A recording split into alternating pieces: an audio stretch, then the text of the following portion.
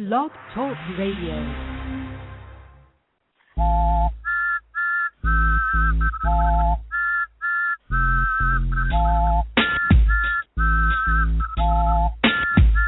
Welcome to Real Talk for Real Teens, hosted by Kim Creighton, or as she's known by the people who know her best, Mama C. The show where we uniquely combine the information teens need with the entertainment teens want.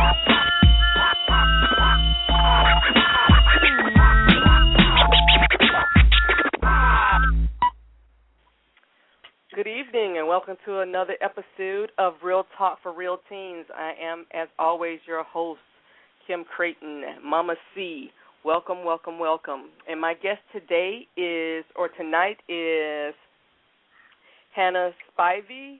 She's an author, and she's a new author, and she wrote a book, Ebony the Beloved. Welcome, Hannah. How are you? I'm great. Thanks for having me on. All right. So introduce yourself to my audience, please. Yes, my name is Hannah Spivey. I'm originally from South Florida. I currently reside in Atlanta. Ebony the Beloved is my first novel, and I'm currently working on my second novel called The Bold and the Ugly Truth.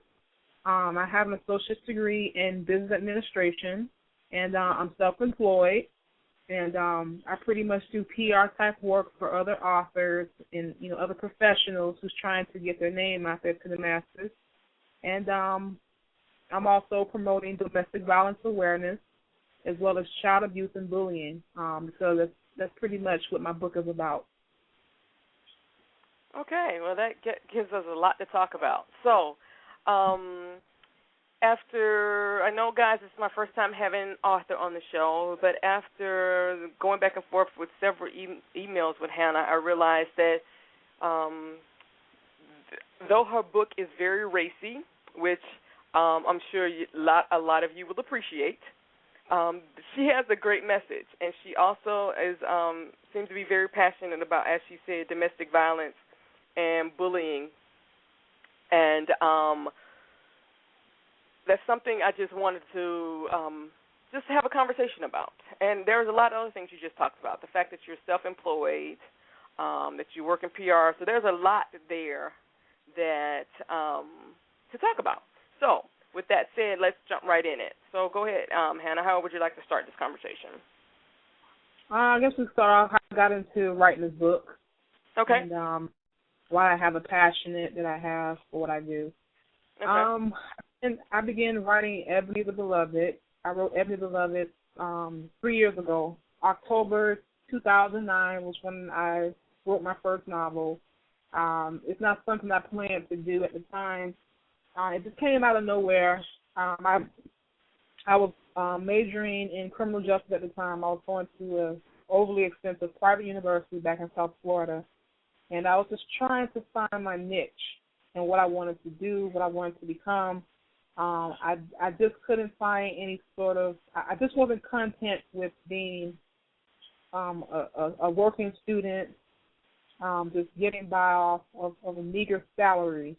And I said that there's something that's missing, and I was so anxious to fill that void. So I ended up, it took me to realize that I've always had this writing talent about myself when I lost my job as a work-study student. And, I just got tired of going to class. I stopped going to class, and I was still enrolled in school because classes was going to end that December. So I stopped going to class in October. And during the month of October is when I wrote my first book, and that was around the same time period when I lost my job. So once I left school, I moved back at home, and I was still writing my novel, Ebony the Beloved. And, I wanted to write a book that you don't really get to hear about all the time, even though it's a racy book. It's urban fiction, but it's not your typical urban fiction book. It's the kind of book that makes you think. It's the kind of book, it's almost like a self-help guide because it's so raw. People have asked me, it's a book about me. Although the book is based loosely on my life, but it's really about a girl who's been through more than, a 15-year-old should never have to witness.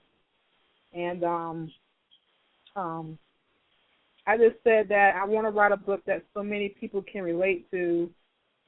Is Ebony the Beloved is the type of book. I mean, it makes Precious and Color Purple rated G. That's how raw and racy it is. Okay, all right. So with that said, first of all, you said a lot, because a lot of the audience here, and I want to tap on that, but I also want to to introduce our audience to Ebony. But you said a lot about the whole. I mean, I want you to thank you first of all for being honest about your college experience, because a lot of young people here, people aren't telling them that, people aren't doing, it's just not for everybody. And the fact that you lived on campus for a month and a half and did not go to class and did not have a job and just chose to write your book, that's not good, bad, or indifferent. It's what you chose to do, and you decided at some point, I guess, that you were going to live with the consequence of whatever that was. Right. It was a conscious choice for you to decide, hey, this is the path I'm going to be. These things happened, and because of those things happen, I'm choosing to do this thing. And again, audience, it's not about good, bad, or indifferent. It's not saying, I'm not saying she should have finished school, or saying what she did was right or wrong. It's the choice she made, and you seem to have made the best out of the choice you made. Mm-hmm. Definitely. And I just wanted to bring that up. I didn't want that to slide by, because, was it last week? I think it was. We talked about, scholarships for college. And so I don't want people to think, 1 week she's saying college, pro-college, and another week she's saying blah, blah, blah. I'm just saying whatever your choice, make sure you have options. So if you choose to go to college, make sure you have options to pay for other than Sally Mae. And then if you choose not to go to college, have something that you're passionate about that you can follow through with, which seems that's something you've done. And that's a short period of time, because that's, 4 years? Yeah, because I was a transfer student, and I guess I was a junior at the time. And I said, well, what the heck? I already have an associate's degree in business administration, and I just don't see myself working for anybody for the rest of my life. I don't see myself working. At the time, I wanted to become a forensic technician at the time, and I said I just can't see myself working for anybody. Hello? Yeah. Okay, because you kind of cut out a bit. Okay, so you said you couldn't see yourself working for somebody else. Right, and I said, you tried to do that thing that you thought you came out of high school saying this is what I wanted to do, and then when you got to that path, you're like, not so much. Right. I went. Oh, go ahead. And so many. That's the issue with so many. Well, I don't want to say issue, but that's the wall or the circumstance that a lot of young people face, because that's the one I faced. It took me more than, I think it was 6 or 7 years to graduate college, just because I kept changing my major. Mm-hmm. Well, now that we've got to know you a little bit and why you started writing, could you introduce us to Ebony? Yes, Ebony is a 15-year-old girl from Miami, because I'm from Miami. And Ebony, wow, she grew up in a very dysfunctional household. Both of her parents, they didn't believe in the same God. One would follow the Hebrew Israelite faith, which is her father, and her mother, who was a Christian. And they both butt heads a lot, because one said the father he didn't believe in holidays, and he was pretty much what you call a radical. Whereas her mother, who was a Christian woman who celebrated holidays, Ebony was like a human. She felt like a human sandwich, because she was in between both parents who believed in different deities, and she just found herself confused and just stuck in the middle. Her parents didn't really love her like she thought they did, and the one who's gotten the most attention and adoration was her younger sister Nadia. And Ebony had no friends, and the only person who's ever given her the most love and respect and attention was this woman named Norma Lou, who worked at her school. Norma Lou had never had children. She's never been married, and she became like this unofficial godmother to Ebony. She guided her, she nurtured her, and she showed her how beautiful she was on the inside and the outside.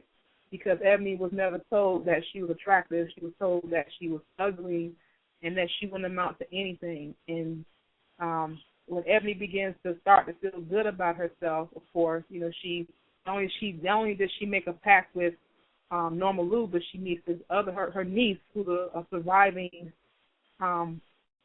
survivor of domestic violence, and she's also a single parent.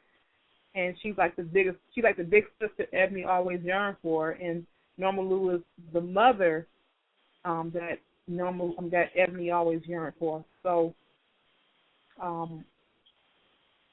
Ebony finds, they were like her greatest support system. And then once she starts to feel good about herself, then all that changed it changes drastically when she meets this guy named Desmond Waltz, who's a world-renowned entertainer.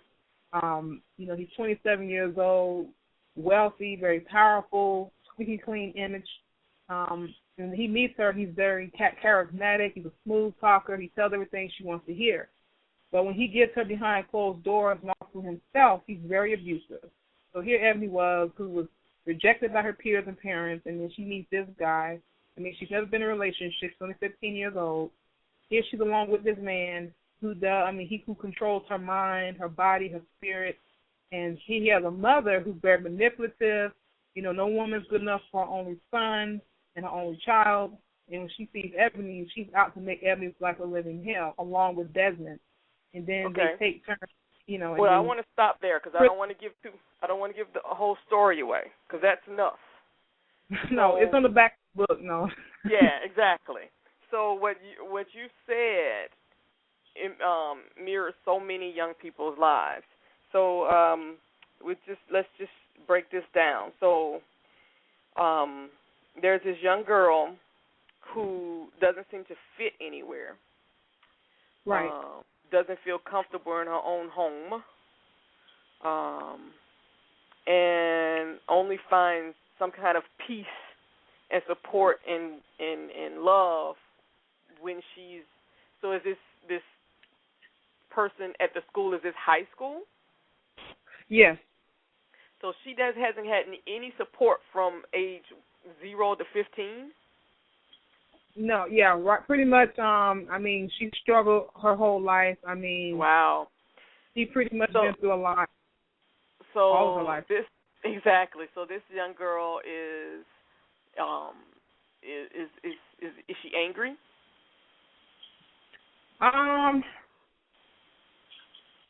She's got some anger in her, but mostly she's more timid and more angry. So she turns hers inward.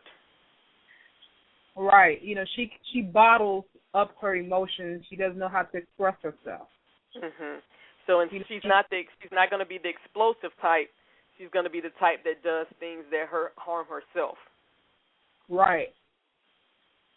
I would say at a point of her life, she becomes more verbal, but she doesn't express herself all the way. But I will say this: towards the end of the book, you'll see what happens, how she really brings out her character, her real character. Well, I'm kind of playing with this a bit because what you've told me so far really sounds like your average, not every, but your average teenage girl, who, and not even, I'm just gonna, yes, urban fiction you said, but this teenage girl could be anywhere. Exactly. Who feels unloved, not cared for, not knowing which parent, or if there is a parent that she can turn to, because her parents seem to be preoccupied with their own issues, and trying to figure out like the whole dynamic of how these two parents got together, if they're so different. And that's a whole different dynamic. And how, because I want to talk about your story, but I don't want to talk about your story because I want, people to go buy it and read your story. But there's there's a lot there. And how? Okay, let me ask this: how was it to write something like this? It wasn't hard writing it because, as I mentioned earlier, it's based loosely on my life. So for me, it was kind of therapeutic putting out on paper because I've read books that were page turners, that were magnificent. Can't get my words out. That were magnificent page turners. But I say they're good books, but I want something that can really touch. I want to read something that can really touch my emotions. That'd be like make me go like, wow, So because the things that I've seen and heard, a lot of stuff, like the way my parents speak, the language that they use. I say I'm going to put that type of language into this book. So I wanted something to shock the reader as well as entertain, inspire, and educate, and even upset the reader at the same time, because that's how. So you're saying you just wanted to make it as real as possible, and it's not even for shock value. You just didn't want to eliminate anything, the good, the bad, or the ugly. You just wanted to put it all out on the table. Right. Okay. Well, I really would be interested in, because now I'm curious to find out what exactly an example of that would be. Mhm. So is there's something you can share without giving too much away? Because now I'm curious to know why. Yeah, what this raw truth is. What is the raw truth? Because everything I do, everything I try to do is just about truth. You don't have to like it. A lot of times it's hard to swallow, but if you can face whatever, and it doesn't have to be my truth, but if you can face your truth, you'll be much better off. And so as an author, I want to know how you give me an example of how you chose to express that truth. Oh, wow. I find myself to be more expressive through my writing than I am verbally. I'm getting better at expressing myself verbally. With writing, I can just say what I want to say. It gives me the opportunity to go back and think about what I want to say and then just put it out there. I think writing for me it became easier for me, as I said, just freedom of expression, freedom of just being free, just having that freedom. And that's one reason why I chose to become self-employed, because I like to be able to say what I want to say. I want to free my mind and just, do what I want to do. And, being an independent writer, it enables me to do that, because another thing why I choose to self-publish is because when you're with a publisher, you can't say this and you can't say that. Now, I'm with a publisher. I've chosen a publisher for my first novel. However, one of the editors was saying that the book was too core, that the language was too harsh, the father was too harsh. And I say, well, this is from my experience. This is what I've experienced. So I'm not going to sugarcoat what I've experienced, because we live in a very ugly world. And my father was preparing me for the ugly world, so he was never, he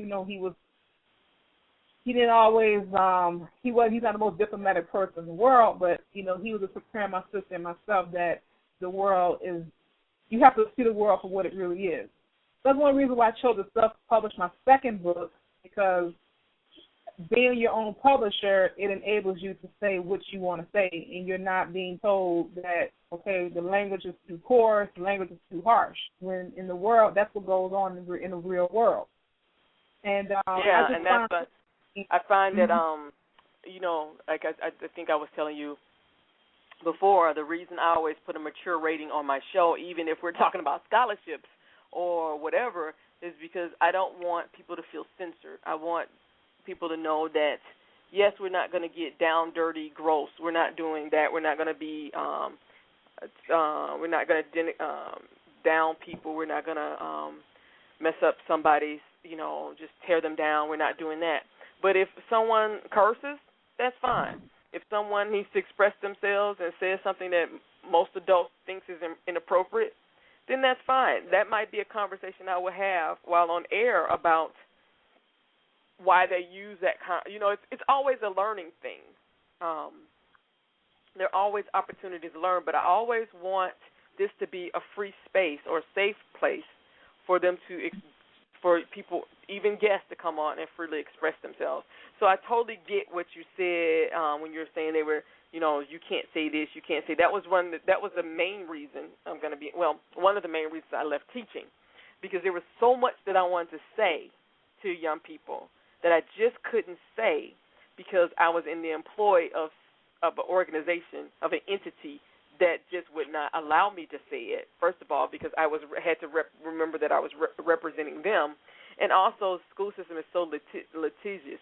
Everybody's suing everybody. You say something to a kid, even though they need to hear it. Their parent comes up and wants to get you fired. You're on the news, and no one has to go. That's just not even necessary. Just because I told your child what you were too afraid to tell your child. So I totally get that whole freedom thing, and I looked up freedom just because you used it so much, and it's defined. It's a noun, and it's defined as the quality or state of being free as the absence of necessity, coercion, or constraint in choices and actions or actions. And I like that, the absence of necessity, coercion, or constraint in choices or actions. With that comes responsibility, though. And that's where I like to get that balance in. We all have free will, free choice, whatever you want to call it, but we also have to learn to take responsibility for our actions. And I love how in the conversation of you being free, or talking about freedom, you're talking about why you chose that way, and like you chose not to go traditional publishing route because your last experience was this. So you chose to do it this way, and you're you're willing to deal with the consequences, good, bad, or indifferent, that comes with that. Same thing, and I'll go back to when you were talking about when you were in school. These things happened to you. You lost your job. You just realized this is just not what you wanted to do. So yes, you didn't go to class for the last month and a half, but in that time of not going to class, you chose to do something. You decided, hey, I'm going to write this book, and then you chose to write this book. And you are moving forward with that. So it wasn't like you just sat on your butt for the last month and a half playing video games. So you understood that there was a level of responsibility in the choice that you made for your freedom. Mm-hmm. And so I take it that Ebony, because this is loosely based on you, has to have this same journey herself. Oh, yeah. She's been through worse, but she's been through a very tough journey. She's been through different arcs of different phases of her life. She had to get over so many arcs to get to where she is. She had to wait until the end, and she kept getting over. She kept going through all these hurdles. She finally found a way.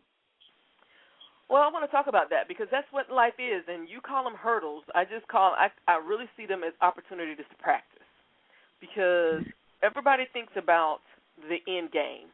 You start the race, and I see the finish line. And life is so much more about how you run that race.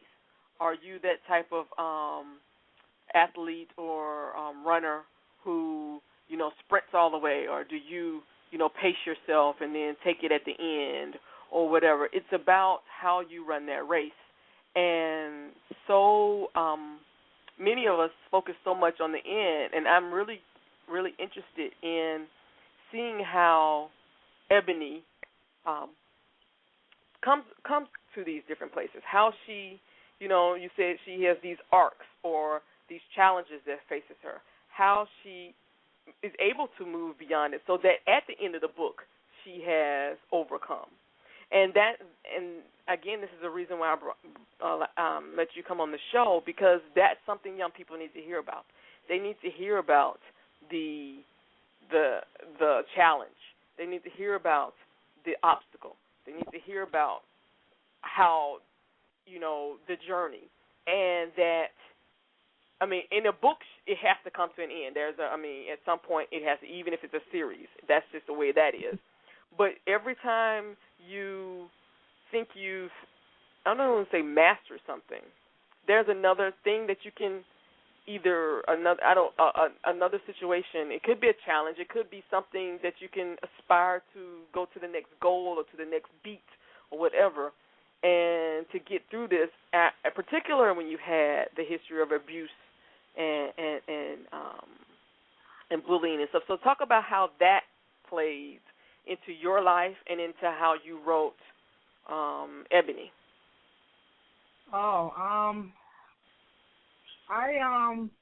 I think writing Ebony the Beloved, it stems from me writing a journal. I wrote a journal a year before about how I felt. I never wrote a journal. And I wrote the journal. So let's stop right there. What made you, if you had never written before, what made you pick up a journal then? I needed an outlet. I just didn't feel comfortable discussing it with people at the time, so I said, I'm going to write it out and read it to myself. So at that time you recognized, so a year before you even started writing the book, you recognized that there were some thoughts and feelings that you just really need to get out. Right. Okay, so go ahead. And it felt great writing this story, writing this journal. It felt great. Like I said, at the time, I wasn't thinking about becoming an author. I just needed something for me to. I needed something for me to express myself, to get my thoughts out on paper. You know, like I said, I didn't find solace anywhere else but other than the internet. But even that just wasn't enough. I said I need something that I can reflect on. So I would write down my thoughts and feelings, and then who to think about a year later, I would write a book. And writing this book, when I first started writing Ebony the Beloved, before I began writing it, I went to Walgreens and I bought a composition notebook. And I would start writing so much stuff I was going to put in this book. I was so adamant about getting this book published, and I was just writing stuff. You know, it was like an outline for me, an outline and an outlet to me at the same time. So by the time I put it on computer, then I went a whole other direction with it. However, I kept the language the same. I said, I want to talk about my financial setback. I want to talk about pieces of my childhood. I want to talk about my parents. And it played a role in the novel because I said I need to write a character who I can relate to. So I said I'm going to start with a black girl, me being a black female. I want to start with a teenager because that's when I was probably, that had to have been one of the most toughest phases for me because I was just trying to find myself. I would say, I've had my challenges even in my 20s, mid-20s, probably from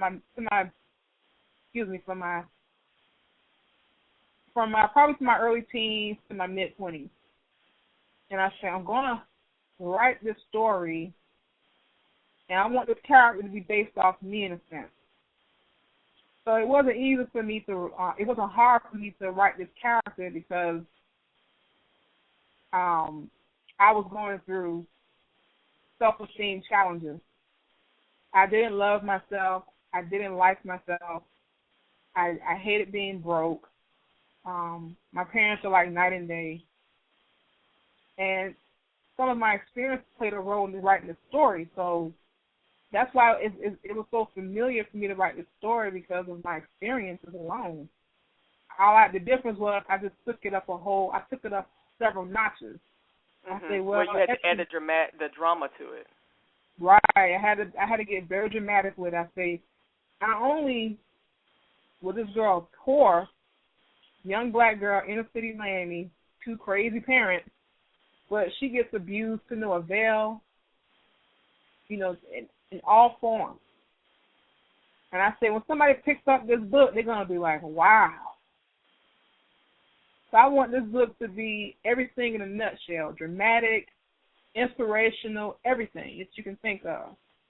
And I remember Toni Morrison said the best thing, one of the best quotes she ever said was, if there's a book that you want to read, but it's not quite a book you want to read, then write a book.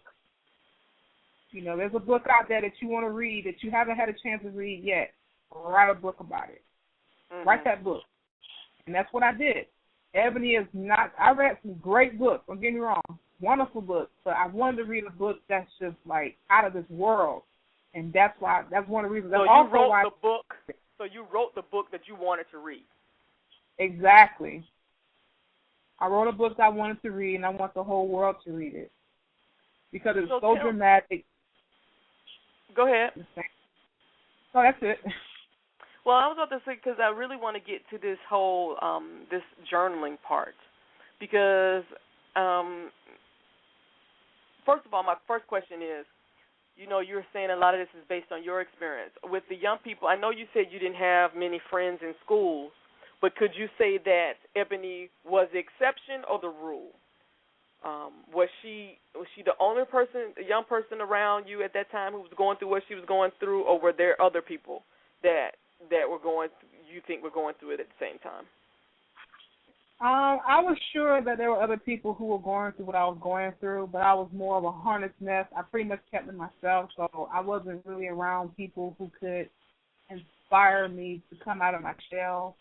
I'm asking the question not about that, but just because I want to make sure that if people understand it's relatable, or that the topic, they're not alone, because I want to get to this journaling piece. Okay. Yeah, because I really want to get what am I trying to say? What I'm trying to say is I really want to show the example that you were going through it, and you were sure other people were going through it, but you weren't in a space where you could connect with somebody else, so you guys could either help each other through it or even discuss it. And so, if you were going through it in urban communities around the country, and in suburban communities around the country, in rural communities around the country, somebody else is going through it. And again, it's not just girls either; it's guys as well. So I really want you to speak to the journaling piece, because a lot of them aren't going to say anything to anybody. When I work with young people, they usually see that I'm always around. The people who really come to me, who hang out with me, who when I'm around, who always around, are the loud kids, because I'm loud. So the loud kids always feel comfortable around me. I'm a person they can come around and act silly. They can curse. They can do whatever. You know, they can just be chill. They can be themselves. For the first time, no one's saying, hey, you too loud, close your mouth, blah, blah, blah, blah, blah. Unless, you know, they're just being disrespectful or something like that, because I usually just let them be. But one thing I can say, and I've been saying it for a while, it's that quiet student that I always have my eye on. So I could be surrounded by 10 loud kids and having a conversation with them, but you best believe I'm scanning the room for that one child who never says anything to anybody, who sits in the corner, who doesn't engage in very minimum or no ways at all. And let me tell you why I do that. It's because I know my brain never shuts off.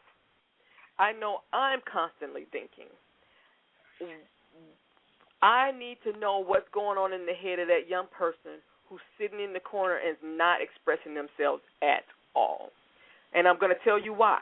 Because that is a young person who oftentimes is abusing themselves in some way. They're cutting, they're using drugs, they're self-medicating with alcohol, or because when you talk about bullying, there are things going on and they just can't get it out. They have no way to release that. And so that stuff gets pinned up. And then you hear about young people getting bullied or whatever, committing suicide. Then you hear about them going to do things that harm other people. And it's no justification, but I need to know what's going on in your head. I need to know, what are you thinking about? When you're sitting over there so quietly and everybody in the world is going on around you, what is going on inside of you? All right.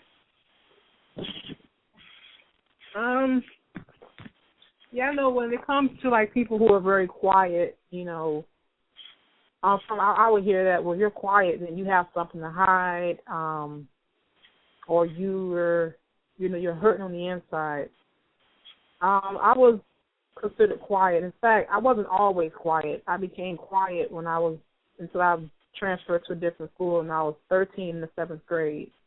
And I decided I wanted to just keep to myself, not get into any problems. But I would, get into arguments with other kids. So I said, when I go to a different school, I'm going to just keep to myself. And people always tell me, you're so quiet, you're so quiet. But I chose to do that. So you changed your whole personality? You made a conscious choice to change your personality. Yeah, I did. I wanted to do that because I got sick of, arguing, getting into, and I was never the kind of kid that got in trouble all the time, got expelled from school or suspended all the time from school.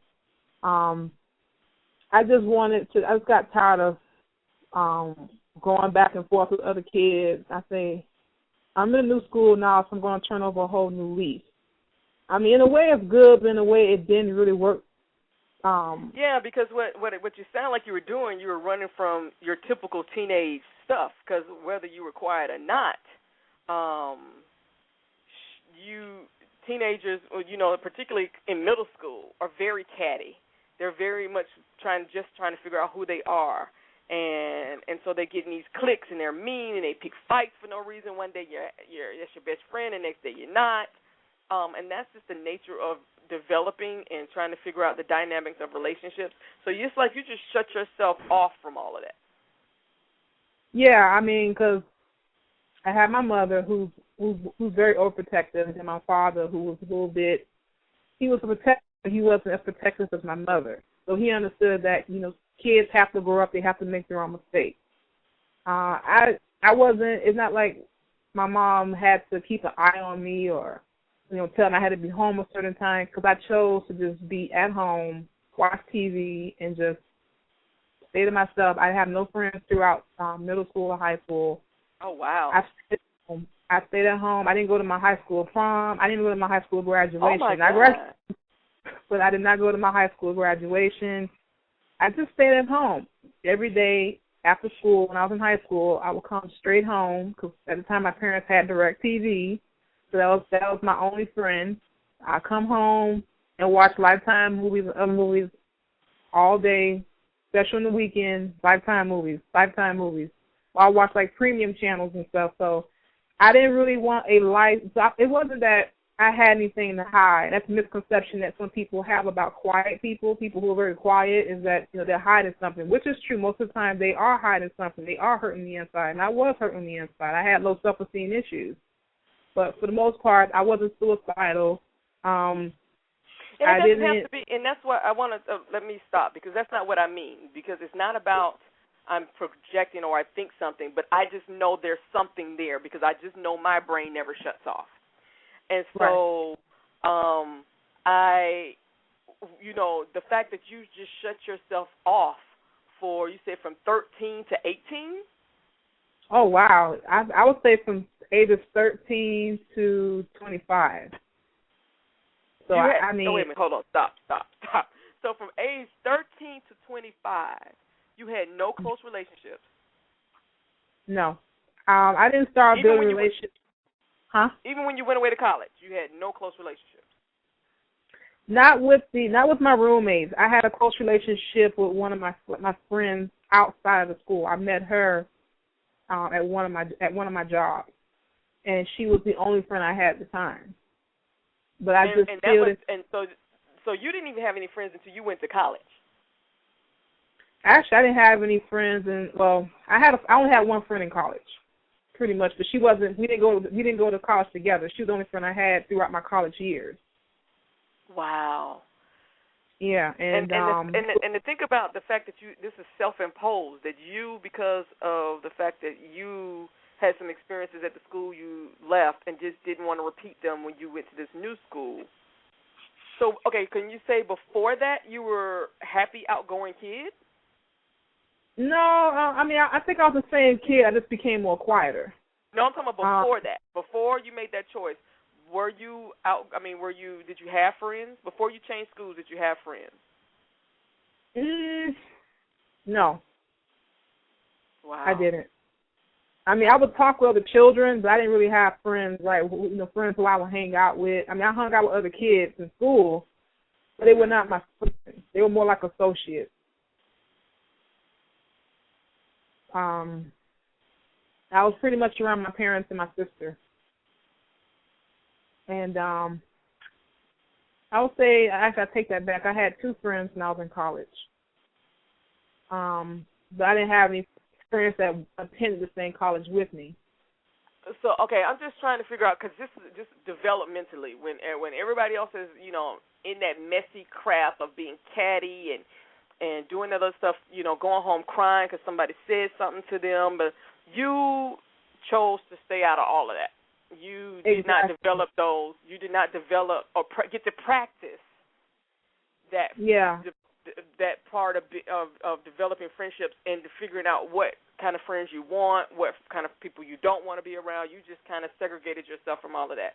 So not only did you not have any friends, but there was also abuse going on. Yeah, like verbal abuse going on. And I think the reason why I chose, not only did I choose not to want to get involved in all types of foolishness, but the friends who I thought were my friends, I'd be like neighborhood friends at the time. We were children, we were about, 9, 10, 11 years old. So, of course, they were just backstabbers. So I realized that I don't want no friends. I'd rather have associates. And then I would say by the time, even though I was still talkative, but up until I was about 13, I became less talkative. And throughout the years, which is normal because in my insecurities, I overcompensated. I became more loud. I became more the center of attention. When I walked in the room, everybody was going to notice me. So I did the opposite. And I honestly can't say that I shared all of my feelings back then, but I was not. But it wasn't even a conscious choice. I'm just really fascinated by the fact that you made a conscious choice to change your whole personality just so you could hide. And how that lasted for so long. And so, again, oh, my God, it goes back to journaling. You really needed that. Exactly. So, in a way, it helped, but it also hurt me, too, because it made me become less expressive. And that's why I'm working better at expressing myself verbally, because I just stayed quiet throughout the years. Yes, exactly. You didn't get to practice. You didn't practice telling people, go to hell. You didn't practice saying, hey, can I speak to you because what you just said hurt my feelings and I think that's inappropriate, and friends don't do that to each other. You didn't get to practice any of that. I mean, the fact that you didn't, so that means if you didn't go to prom, you didn't go to graduation, you went to no games. I didn't even go to my homecoming. I didn't go to grad night. I was always at home. And did you, okay, my question is, was that okay with you? Or did you think you missed out on something? Hindsight now, do you think you missed out? No, I don't think I missed out. That was something I chose to do. I don't regret not going to my prom because I knew before. I would say in my freshman year in high school, I knew I wasn't going to go to my prom, and it was a choice I made. I wasn't crazy about the whole. To this day, I'm still an introvert, but I still talk to people. I have friends now. Before then, I'd go to my prom because I didn't want to go to my prom. I wanted to go to my graduation, but for some reason, I didn't get to go to my graduation. And it didn't faze me. It didn't faze me one bit. If I could do it all over again, would I do it? Not really. To me, a prom is just, it's something that's a once-in-a-lifetime chance, but to me, it's like another night party. Everybody dress up, celebrate their last year in high school, boom. So I don't really regret not going to my prom. I don't regret not going to my high school graduation. I don't regret not being involved in any sort of extracurricular activities when I was in high school. The only extracurricular activity I was involved in, but it was more like a requirement, but it was also fun. I was with this organization called Drug-Free Youth in Town, and they pretty much promoted a drug-free lifestyle, what you can do to stay drug-free, not to fall prey to peer pressure, not to fall into peer pressure. So, that was the best extracurricular activity for me, outside of my home. Otherwise, I was in the house, or in the apartment, watching television and just relaxing. I pretty much had no social life. Okay, I'm gonna interject something here, and I wish we had more time because we have 15 minutes. But I'm gonna say something here, And I'm going to say I don't agree with you totally on a lot of what you just said about it didn't phase you. Because if it did not phase you, you would not have needed the journal. If it did not phase you, you would have been able to process it in a healthy way. And I say that because oftentimes I find myself telling young people when they get their feelings hurt or whatever, they're like, oh, I don't care. That's just kind of like a gut thing that seems like what do I want to say? Just a reaction to I don't want to feel pain. I don't want to be hurt. I don't want to be vulnerable. And you can say I'm wrong, but the fact that you felt that you had to journal, you had to finally get this out because you were in pain, says that you've come to live with the choices you've made. And I'm not going to say you would do anything differently, but I'm challenged to believe that they did not affect you. That the fact that you shut yourself off from the world because you thought it was easier to do that than to face the world and maybe get hurt. I have a hard time believing that was the best choice, and you don't have any regrets about that, or that it did not negatively affect you because you've said it was cathartic. You had to journal to get the stuff out. So that, and I want to bring that up because a lot of young people do the same thing. I have these conversations on a daily basis when I'm talking to young people. When they get angry, I don't care. Yes, you do. If you didn't care, you wouldn't be so upset. If you didn't care, you wouldn't be angry. You wouldn't be screaming. It's okay to have your feelings, and that's what and I want to get to with this. And I'm happy that Ebony was able to work through her stuff through the end because our feelings are valid. It's okay for us to say, I'm hurt. That hurt me. The choice I made was not the best choice for me. I did what I could to protect myself because Lord knows, I'm going to tell you, I was that person who puffed up really big so that everybody thought she's too crazy to mess with. That was my thing. So when I went really big, you just went really small. And so, and I say a lot of times, high school is not for everybody. Everybody doesn't need to go to graduation. Everybody doesn't need to go to prom. Everybody doesn't need to go to games. But for different reasons. The fact that you chose to cut yourself off rather than deal says something else. And the only reason I'm bringing this up because I don't want young people to hear this conversation and continue to say, to continue to deny what they feel. Right. And and it might be a situation where no one even can help your situation. You just got to figure it out yourself. But your feelings are legitimate, and you have every right to have them. It's how you deal with your feelings or how you express them, how they show up in your life is how you take responsibility for it, and you grow and you learn. So the journaling was that thing for you, and I'm very happy that you had that. And I'm very happy that since that time you've been able to develop friendships. You don't no longer consider people just as associates. You have been able to develop friendships. And I'm the first to tell you, I know very clearly because I've had to go through that process of how to identify a friend and an associate. I do not call many people my friends. And I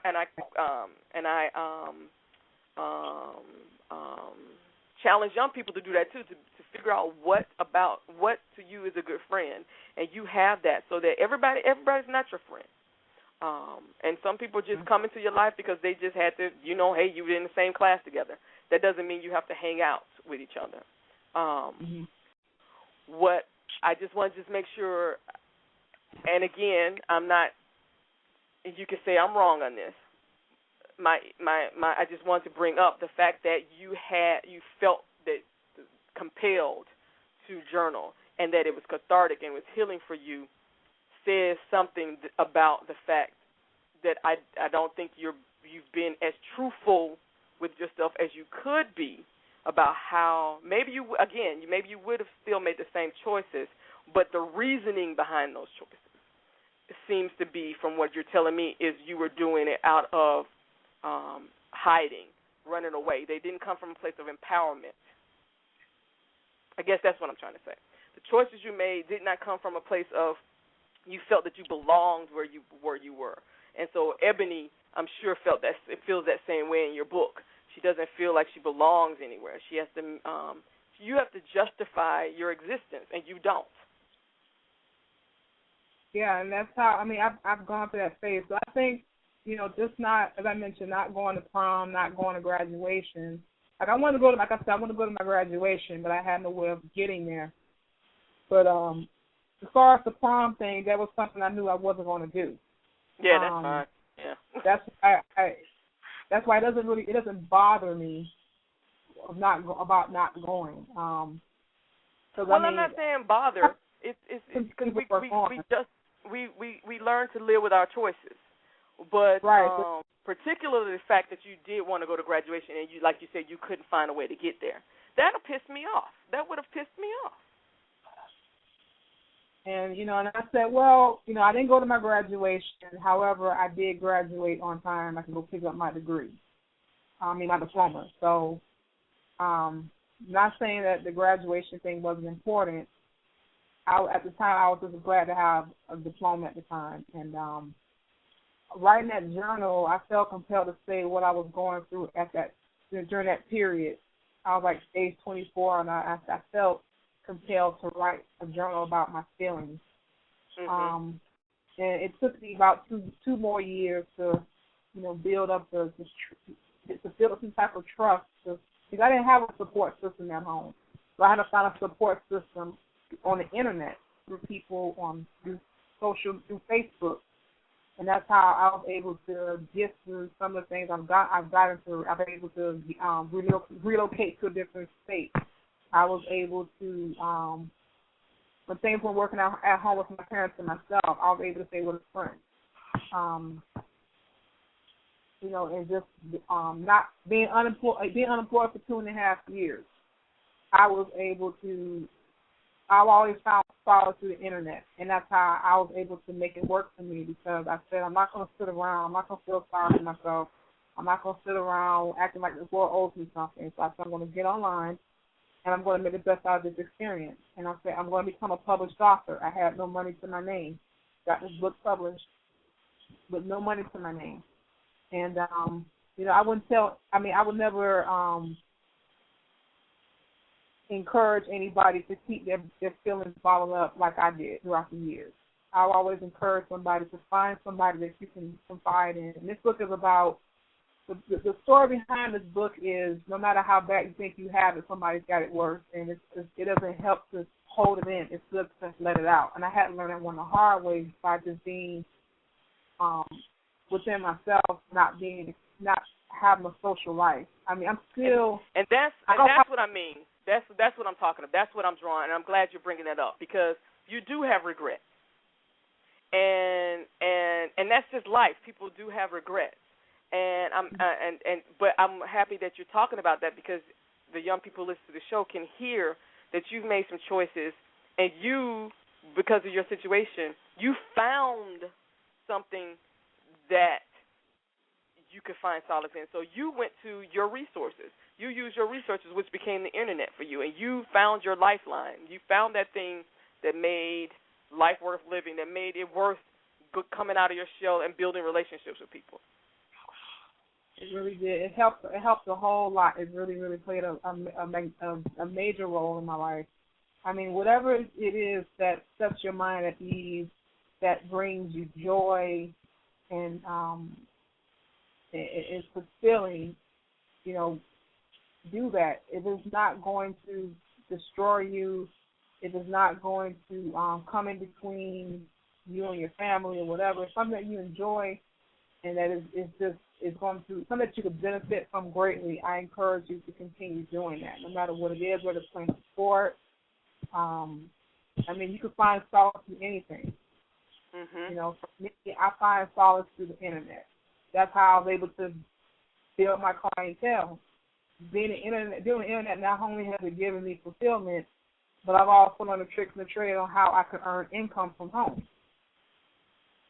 So, well, I can say I'm proud of you. I'm proud. I mean, because I'm really proud of you because it takes a lot for it takes a lot to come from where you were, just to step out and say, you know what, I want to change. I want to do. I want to be more of myself than I am, and to want to start sharing it with people in your life. Exactly, and a lot of people turn to drugs, alcohol, all of the listed activity, and I chose to do the opposite. And I could have easily fallen prey to those things because I didn't have any friends, I didn't know anybody who understood me at the time, and I could have easily fallen prey to any of those things, but I didn't. I think it was fear that kept me from falling into that lifestyle, heading down Skid Row. As many times I lost my job, as many times that I quit my job because I was unhappy, as many times that I was in a homeless shelter, as many times that I've had financial setbacks, I could have still turned to prostitution. I could have done anything outside of my dignity just to survive, but I didn't. The internet has been my lifeline, and that's how I was able to build trustworthy relationships with people, knowing how to choose my friends better, and it's really played a role in my livelihood, financially and personally. So all the listeners, like the team listeners out there, you can't find any support through your closest friends, immediate family members. You can find it through something that you love, not something that's dishonorable, but something that is something to be proud of, something that's praiseworthy. Find solace in that, whether it's just reading a book, just through going to extracurricular activities, going to maybe like student government, different clubs at your school. Whatever that gives you, that brings you joy and that's praiseworthy, that is something that I highly encourage you to get yourself involved with. Because when I was in high school, I didn't really have an extracurricular activity that gave me joy. The only thing that gave me joy was like just reading, but mostly the internet, because the internet is a whole new world. It's a whole new entity. It's a separate world. And it just gives you the opportunity to just be expressive. It gives you the opportunity to you can do whatever you want to do on the internet. And that's the reason why I was able to connect with it the way I do now. That's how I was able to make something. Because you can make the internet, you can make something good or bad out of the internet, out of it. I totally make something good out of it. Exactly. I'm glad you brought that up because there's a lot. It seems like you've used it as a tool that helps benefit you and not the opposite. Right. Because young people seem to believe that the internet is this thing that they can just sometimes can put their I have this thing, if it's not something that you want to be still out there 5 years from now, please don't put it on the internet because it will be. Exactly. So it is what you make of it. Exactly. It's a tool just like anything else. It's a tool like anything else. You just have to know how to use it effectively. Yeah. Because it can hurt you. It can help you and hurt you at the same time. So it is what you get out of it. It is what you put into it. I decided to do something more. I want to do something marketable because it is marketable, as opposed to pull out of myself over the internet and like you say, you end up on somebody's website. You get a job, you get a certain prestigious position in your life, and then somebody said they saw you on somebody's website that's doing something you don't want nobody to know about. Well, in the last minute, I just really want to say thank you, Hannah Spivey, for coming on. Thank you for being so candid and honest. I love your sincerity. I love how you just open up your heart and your life for my audience today so they can really see how Ebony the Beloved was written and what they can expect. If your candor on the show is any indication, this is going to be, your book is real raw and real. So give me the name of your next book again. It's called The Bold and the Ugly Truth. It's not a teen book, but it's a totally different book from the first one. Okay, well, I just wanted to put that out there. And you guys, you can find her book, Ebony the Beloved, at Amazon.com. And I will be including the link on the website and on the when I post it online. So thank you, Hannah, for being with me tonight, and best of luck as you move forward, as you promote your book. Thank you. Thank you. And have a wonderful evening. You Good night, too. everybody.